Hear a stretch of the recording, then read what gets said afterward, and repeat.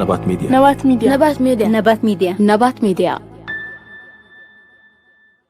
سلام تخاتتلتي نبات ميديا كمي كنيهم كمي اللهم أبي زلهم سلام عنان نعهم يكون نابلنا نلومون كم تلمت زتفلالي تحسة زلهم مدبات كلنا شير لايك سبسكرايب ناقبرنا دما نزي يوتيوب channel أبي معباي كل زكاة لنا خنقبر دقيمنا دقاقيمنا نسوع مجمريا ناي مسكانا ملغت له ناب كله هزبي ارتراب في اللاي دما ناب أفكرتي كردم بشكلتا اتمسكانا انتايو حبيرنا نكتات الله. سلام ديك يا ريترا كما لكم أنا اسمي سيدي بال كنت فلتوني مسكانتا بينيجيكنا انتر ماشي بهان صارنها مشتعمت نسرين يرنا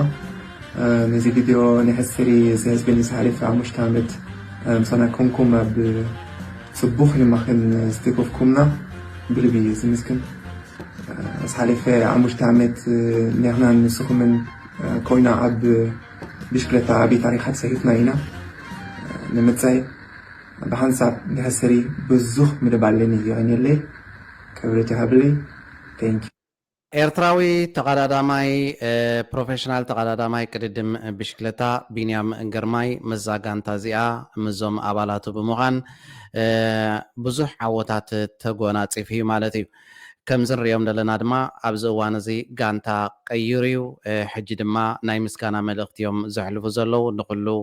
ኣፍቃሪ ቅድድም ብሽክለታ ብፍላይ ድማ ንኤርትራውያን ስለቲ ዝገበርኩምልና ድጋፍ ብልቢ ነመስግን ይብሉ ኣለው نحناون بستقالنا أزم جانتا زيوم ولاون حونا بنيام جرماي كال جانتا يغير سبب صبقوا علتو سلازخنو أب زخنا يكون زجبرو وددرات ويد ما نتفتاد ما ناتهم دقفت خنكونون يكبعناي سلازي حزب إرترا نزخبرو كل جزء عصفيتا جبر ملسي كم زهب دما كنرئي كنكل علنا نحناون بلبينا نمسكنكم سلتي أخبيركم زحاسكم سلتي بزغلو عواتات كبتصح العل دقاف مورال متبع زقبوركم لمالتي حمتي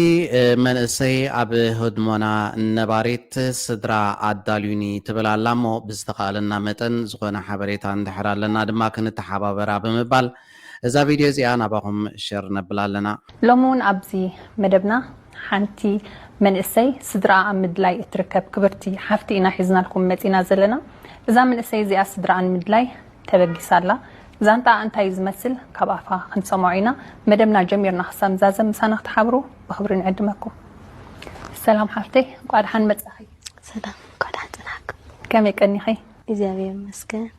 قر اللودي تحتي لدب تخرب قرنا يقوع خمي يقبر الله دحالي قال الله دي قال الله طب حرايم بأرمس كلاتهم تخاتلتنا اختل علي مثلا شمكي أبي أخي توليدكي كله زنبرنا يقدم تذكروا خين تاي يمثل بقلت سخت نقرنا شمي سلام يسيح برهانة استولت كل خاء كرن تاريخ وتيكاني كمزي بعدات 10 خلطة ورحي كلتا شحن كلتا توليدة بعدات 10 شوعات ورحي كلتا شحن كلتا خاني أب زوبا حارز بهار أب كرر مالتي كباب كرر توقحي فترة رخيبة كبابي إسراء قدل نشوم انت مشت ويزرو أبرهت رخيباتني نا بوليس حبيرة بوليس كاني تعناي قال مودو تعناي قال ترقاقيتو نو أورفان أسمرا متي كاو أورفان أسمرا ساق قال 4 عامات عاوي قال 4 عامات مسكون كها قروهم زبهاد لك دوار واحدة بدوار واحاني ساق قال 7 عامات أب دوار وانيرة كاو سالساي كحلف كله خاني أبدوفشين كم زجبرت سنة قالك أبي هاد وسطها كم الديرة حنتها فريمها وسيداتني نسمرها تزانتا أزيو نوح زباليو بزيادة بعمق زبالة نتعلال كتسمعوا نحرد لهم أبي هدمونا نباريت بمخات كتكاتاتلو تقوليهم تصمق قبلك أنتر إخايوغن زامن سيزيا ስድራ ክረክብ ደልየ ስድራ ኣዳልዩኒ እያ ትብል ዘላ ምክንያቱ ኣብ ከረኔ ብህፃንነተይ ጓል 5 መዓልቲ ከለኹ ኣብ ደገ ተረኺበ ብምባልያ እቲ ዛንታ ጀሚራቶ ዝኾነ ይኹን ሓበሬታ ዘለዎ ሰብ ድማ ናብ ህድሞና ነባሪት ክውከስ ይኽእል እዩ ኣብኡ ድማ ሓበሬታ ክህብ ይኽእል እዩ ተስፋ ንገብር እዛ መንእሰይ እዚኣ ድማ ወለዳ ክትረክብ ገጽ ስድራ ቤታ ድማ ክትርኢ ካልእ ሓደ ዝገርም ፍጻሜ ኣጋጢሙሎ ሓደ ምሩኽ መጽሓፍ ጽሒፉ ንምሩኽ ኣረኪብዎ ኣሎ ምሩኽ መጽሓፍ ጽሒፉ ምሩኽ ድማ መሪቑሉ ንሱ ከዓ መን እዩ እንተዳ ኢልኩም እዚ ትርእይዎ ዘለኹም እዩ እዚ ባጫ ደበሌ የፀረ ሽምቅ ውግያ ጥበብ ዝብል መጽሓፍ ብዛዕባ ንወተሃደራዊ ስትራቴጂ ዝምልከት መጽሓፍ ጽሒፉ ነዚ ምሩኽ ፊልድ ድዮም ኢሎሞ ደለዉ ፊልድ ማርሻል ጀነራል ኢሎሞ ደለዉ ነዚ ምሩኽ እዚ ኣረኪብዎ ኣሎ መርቐለ ኢልዎ ማለት እዩ እቲ መጽሓፍቲ ድማ ንሰራዊት ብኡ ካብኡ ክመሃሩን ንዕኡ ከንብቡን ድማ ትእዛዝ ወይ ድማ ሓበሬታ ወሪዱ ኣሎ ባጫ ደበሌ ሻዕብያ ዝማረኸቶ ሻዕብያ ድማ ማሪኻ ጨፋራይ ዝገበረቶ ሳዕሳዓይ ዝገበረቶ ነቶም ምሩኻት ንቐነቓቕሕ ኣብ ደርፊ ባህሊ ከም ዝሳተፍ ጌራ ኣንቂሓ ናብ ሃገሩ ዝሰደደቶ ሰብ እዩ ኣብ ዝሓለፈ እዋናት እውን ብተጨፈጨፍን እዩ ዝፍለጥ ምክንያቱ ብቡሬ ግንባር በአሰብ በኩል እንደ የቄራ ከብት ነው የገባ ነው በሻዕቢያ ደግሞ ተጨፈጨፍን በመባል ዝፍለጥ እዚ መጽሓፍ እዚ እንታይ ኣስተዋጽኦ ክህልዎ እንተዳ ኢልና ድማ ብሓፈሽኡ በኣንጻሩ እንድሕር ዳርኢናዮ ከመይ ጌርካ ኣብ ኩናት ምስኣተኻ ትማረኽ ምስ ተማረኽካ እንታይ ዓይነት ስልጠናታት ክወሃበካ እዩ ዝብል እዩ ክኸውን ዝኽእል እምበር እዚ መጽሓፍ ጽሒፉ እዚ ሰራዊት አንቂሑ ሰራዊት ክዕውት ኣይክእልኒ እቲ ንሱ ዝጽሓፎ መጽሓፍ ውጽኢቱ እንታይ እዩ ክኸውን እንተዳ ኢልና ድማ ርዱእ ነገር ማለት እዩ ከመይ ጌርኩም ትማረኹ ዝብል መጽሓፍ ስለ ዝኾነ ከመይ ጌሮም ይማረኹ ኣለዉ ድማ ሕፅር ዝበለት ቪድዮ ኣለሃና ክንርኢና እዚኣ ረኣይዋ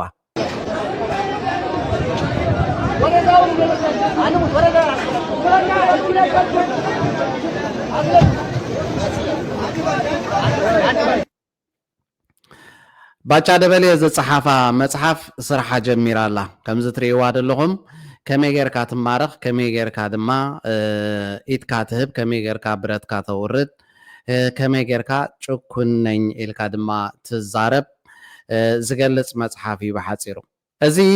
ንሪኦ ዘለና ስእሊ ኣብ ዝሓለፈ ቪድዮ ሰሪሕናሉ ነርና ሓደ ካብ ኣመራርሓ ናይ ፋኖ ዝነበረ እዩ ናብ ወዲ በሻሻ ኢዱ ዝሃበ ሰብ እዩ ወዲ በሻሻ ድማ ከም መሳርሒ ፖለቲካ ንምግባር ፋኖ ኢዶም ሂቦም ፋኖ ናብ ወዲ በሻሻ ብሰላማዊ መንገዲ ብረቶም ኣውሪዶም ብምባል ነዞም ኢጋድ ዝበሃሉ ዘለዉ ውድቃት ማሕበር ድማ ከም መንጎኛ ብምቕራብ ድራማ ክሰርሕሎም ርኢና ነርና ሕጂ ከዓ ካልእ ድራማ ሒዙ መፂእና ኣሎ ብዛዕባ ባሕሪ እንታይ ይብለና ኣሎ ከዓ ንከታተሎ ንፈልገው በጋራ የምንታገልለትና የምንሞትለት አጀንዳ መሆኑን በዚህ አጋጣሚ ማስገንዘብ ፈልጋለሁ ብዛዕባ ዝናይ ጉዳይ ባሕሪ ትዛረብ ዘሎ እዚ ተላዒሉ ዘሎ ሓሳብ ወይ ድማ እዚ ተላዒሉ ዘሎ አጀንዳ ንኩላህና ዝምልከትን ኩላህና ድማ ክንቃለሰሉን ክንሞተሉን ዝግባአና እዩ ይብለና ኣሎ የአሰብ ጉዳይ የወደብ ጉዳይ በግልጽ በንቀት የሄደ በመሆኑና ምንም አይነት ሌጂቲሜሲ የሌለው ህጋዊ ቅቡልነት የሌለው በመሆኑ በዚህ ጉዳይ ላይ ከመንግስት ጋር አብረን የምንሰራ አብረን የምንታገልበት የሀገራችን ጥቅምም መሆኑን እንዲታወቅልን እንፈልጋለን ጉዳይ ባሕርን ዓሰብን ዝምልከት ብሸርሒ ዝኸደ እዩ ነዚ ድማ ከም ሃገር ክንቃለሰሉ ኣለና ኣጀንዳና ጌርና ድማ ክንሰርሓሉ ኣለና ይብላ ኣሎ እዚ ዕሱብ ትማሊ አባል ፋኖ ዝነበረ ገለ ጥቕምታት ምስ ጎደሎ ድማ ነዛኑ ውልቁ ናብ ወዲ በሻሻ ዝሰለመ ብዙሓት ሰራዊት ሒዘ መጽኤ ብምባል ድማ ድራማ ዝሰርሐ ሓደ በትኪ ዝኾነ ሰብ ኣብ ከምዚ ደረጃ ኣውሪዶም ከዓ ብዛዕባ ባሕሪ ከም ዝዛረብ ገይሮሞ ገለገለ ግን ኣለው ጥዑያት ነቲ ሓቂ ጽቡቕ ገይሩ ዝርድኦም ንህዝቦም ኣይፋልኩምን ግደፉ እዚ ዝግበር ዘሎ ተግባር ኣይኮነን ስርዓት ወዲ በሻሻ ስልጣኑ መናዊሕ እዩ ስርዓት ወዲ በሻሻ ደም ንምፍሳስ ዝኸደ ዘሎ ርሕቀት እዩ ተጠንቀቑ እናበሉ ንህዝቦም ዝምዕዱ ዘለው ብዙሓት ውን ኣለው ዘራፍ ሊሰራ አይችልም ያሁኑ በሰከነ ዲፕሎማሲ መፍትሄ ማግኘት አለበት በ60 ኪሎ ሜትር ርቀት ላይ ወይም በ40 ኪሎ ሜትር ርቀት ላይ ከቀይ ባህር ተገኝተን ነገር ግን በቀላሉ በዓለም ደረጃ እንዳንነግድ ከባህሩ ሪሶርስ እንዳንጠቀም አድርገውናል ልክ እንደ ሩቅ ሀገር ይሄ ህግ ዓለም አቀፍ ህግን መተላለፍ ነው የሚል ሙግት ያነሳሉ እኔ ኣካኪ ዘራፍ ምባል ኣያድልን እዩ ርጊ ኢልካ ምዕዛብ ርጊ ኢልካ ምሕሳብ እዩ ዘድሊ ይኽብሎ ጸኒሑ እዚ ጋዜጠኛ ድማ ንሕና ቀረባ ኢና ንኣፍ ደገ ባሕሪ 50-60 ኪሎ ሜትር ዘይከውን ርሕቀት ኣፍ ደገ ባሕሪ ክንክልከል ወይ ድማ ናቱ ተጠቀምቲ ንኸይንኸውን ዝግበር ዘሎ ሽርሕታት እዩ እዚ ድማ ክኸውን ዘይብሉ ይበሃላል እዩ ዝበሃል እሞ ከመይ ትርእዮ እዩ ዝብሎ ደሎ መልሲ ንስማዓዮ ኮንክሉድ ላደርግልህ የምችለው 60 ኪሎ ሜትር ርቅ 10 ኪሎ ሜትር ርቅ ያ ያንተ መሬት አይደለም ለካ 60 ኪሎ ሜትር ይርሓቅ 5 ኪሎ ሜትር ይርሓቅ ብዘየገድስ እዚ ባሕሪ እዚ ኣይ ባሕርኻን እዩ ኣይናትካን እዩ ዘይናትካ ኣይናትካን እዩ ባህሩ ያ ወደቡ ያንተ አይደለም እዚ ባሕሪ እዚ ወደብ ንዓኻ ዝምልከት ኣይኮነን ኣይ ባሕርኻን እዩ ኣይምልከተካን እዩ ብሎ ያንተ ያልሆነውን በግድ ወስዳለው ካልክ ኃይለኛ ከሆንክ መውሰድ ትችላለህ እሳ ዘይናትካ አይናት ዘይናትካ ነገር ናተዩ እንተዳ ትብል ኣለኻ በኃይሊ ክትወስዶ እንተዳ ትደሊ ኣለኻ ኾንካ ክትፍትን ትኽእል ኢኻ የኔን አመለካከት ደስ ይለኛል እኔ ነገ ጠዋት ኖት ምጽዋን ብቻ አይደለም አሰብን ብቻ አይደለም ምጽዋንና ጅቡቲን ብንጠቀልል በጣም ደስ ይለኛል ዘይከውን ኮይንም በር ዓሰብ ይኹን ባጽዕ ይኹን ዋላ ጅቡቲ ይኹን ይኹን ክንወስድ ውን ደስ ብለኒ እዩ ግን ክኸውን ኣይክእልን እዩ I'll be very glad ነገር ግን እውነቱን ለመናገር ያህል ነው በዲፕሎማሲ ተስማምተህ ተወያይተህ ካልሆነ በስተቀር እኔ 60 ኪሎ ሜትር ነኝ 10 ኪሎ ሜትር ነኝ የሚለው ውሃ አይቋጠርም ለኔ ኢትዮጵያ በታሪኳ እንግዲህ በግልጽ ነው የምንነጋገር በታሪኳ ለብዙ ዘመናት የባህር በር የለንም ነበር ተራዳዲካ ተሰማሚዕካ ክሰርሓሉ እትኽእል ኢኻ ኢትዮጵያ ኣብ ታሪኻ ይኹን ኣብ ዘመና ኢትዮጵያ ካብ ትበሃላት ሒዙ ኣፍ ደገ ባሕሪ ሃልይዋ ኣይፈልጥን እዩ ብሓፂሩ ባሕሪ ዝበሃል ነገር የብላን ምንጠቀመው ያው ንጉስ ምኒልክም የሚጠቀሙት በጅቡቲ ነው ኤርትራ በጣሊያን ነበር ያለችው ምጽዋም ሆነ አሰብ የኛ አልነበረም this is a fact ይሄ የታሪክ ሀቅ ነው ንሕና ቀደም ብግዜ ምኒልክ ውን እንተኾነ ንጥቀመሉ ዝነበርና ወደብ ጅቡቲ እዩ ኣብ ኤርትራ ዝኾነ ይኹን ተጠቃምነት ኣይነበረናን ናህና ከዓ ኮይኑ ኣይፈልጥን እዩ ናይ ኢትዮጵያ ኮይኑ ይፈልጥን እዩ ነዚ ይመስል ከምዚ ገይሮምን ብዙሓት ይዛረቡ ኣለው ግን ዝሰምዑ ኣይኮኑን ሓንሳብ ፀሚሞም እዮም ሓንሳብ ድማ እቲ እዝኖም ተለኺኹ እዩ ዘሎ ሓንቲ መውፅኢት ኣፎም ድማ ኣብ ዝተፈላለየ ማሕበራዊ ሚድያ እንተደኣ ከይትካ ባሕሪ ምባል ጥራይ ካልእ ዝኾነ ይኹን ክሓስቡ ኣይክእሉን እዮም ክፍትንዋ ግን ይኽእሉ እዮም ከምታ ናይ ኣቦታቶም ከዓ ኣብኣ ጥሒሎም ይተርፉ ካልእ ዘምፅዎ ወላ ሓንቲ ነገር የብሎምን ብዛዕባ ኣብ ስደት ዘለው መንእሰያት ትምልከት ኣዝያ ሕፅር ዝበለት መሃሪት ቪድዮ ናባኹም ክነብላ ኢና ንምንታይ ተሰዲድክ ስደት ብሕማም ይኸይደ ዕድለኛ እየ ብኸመይ ተስፊት በቃ ሰብ ኣለኒ ደማምቆኒ ኣብ ከባቢ ምንታይ መሲልካ ምክንያቱ ትርጉሙ ተዘይፈሊጥካ السخام سدتك علامة أنت زي فليتك اندحر تدلو هبوبلا أبو دلو هبوبلا هو كنت تدري أخي مسلك هو زنفاس دلو بك أب أمورك أنت أوانا أتشاري ميد وصلك بجسها كنترول كبريت الناس لازم زيها بصها قد قبلك علامة فليتك تقبر زلك تمهار دلك خسرح دلك جزيها خمي غيرك ما نش تقبر ما استمهر ما استسرح ما استعرف انت يتقبر انت حلافنة لك تفلت تخونك تقوم له تخلي حوينات